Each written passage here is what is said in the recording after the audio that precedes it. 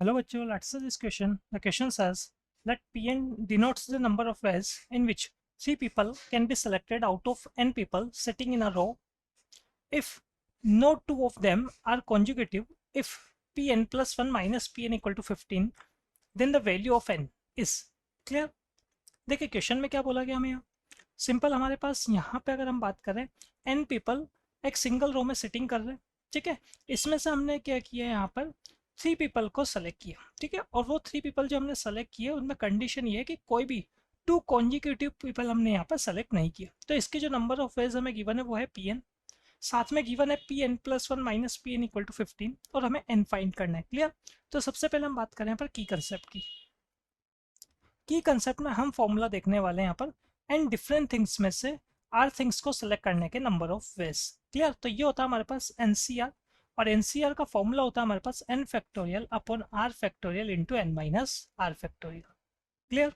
अब देखिए यहाँ हम बात करें सबसे पहले क्वेश्चन में जो हमारे पास चल रहे हैं टोटल कितने पीपल हो गए, ठीक है। हियर नंबर ऑफ पीपल ये है हमारे पास टोटल n, ठीक है। और इसमें से हम कितनों को सेलेक्ट कर रहे हैं, हम सेलेक्ट कर रहे हैं इनमें से 3 को।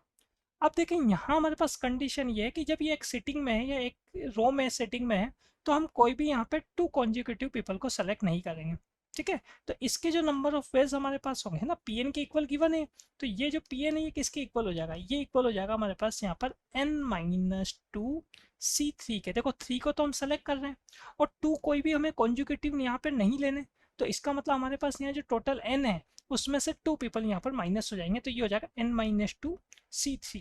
क्लियर। ये हो गया हमारे पास पी एन प्लस या पी एन हो गया।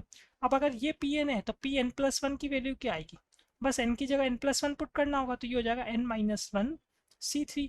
क्लियर। अब जो गिवन इक्वेशन हमारे पास है उसको सॉल्व कर लेते हैं हम यहाँ। क्लियर।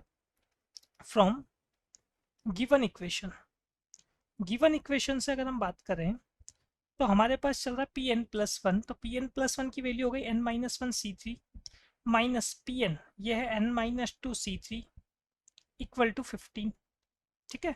इसे आगे हम कंटिन्यू सॉल्व करते हैं। तो देखो एक तो आपके पास जो फॉर्मूला इसे आप अप्लाई कर सकते हो या तो ये कर लो या एक शॉर्ट मेथड और है हमारे पास। देखो हम क्या करते हैं, ये जो n-1 है इसको 3 टाइम तक डिक्रीज करेंगे, तो ये आएगा n-1 n-2 n-3 और हमारे पास नीचे की तरफ कितना चल रहा है 3, तो ये हो जाएगा 3 फैक्टोरियल मतलब 6 माइनस, फिर आएगा n-2 इसको भी 3 टाइम तक डिक्रीज करेंगे तो n-2 n-3 n-4 और डिनोमिनेटर में कितना है 3, तो 3 फैक्टोरियल होता है मतलब 6 और इक्वल टू में चल रहा है हमारे पास यहाँ पर 15, ठीक है। और अगर हम आगे सॉल्व करें इसे तो यहाँ कॉमन आ रहा है n-2 n-3 6 कॉमन आ रहा है, रिमेनिंग पार्ट है n-1 minus n-4 equal to में आ गया हमारे पास ये 15।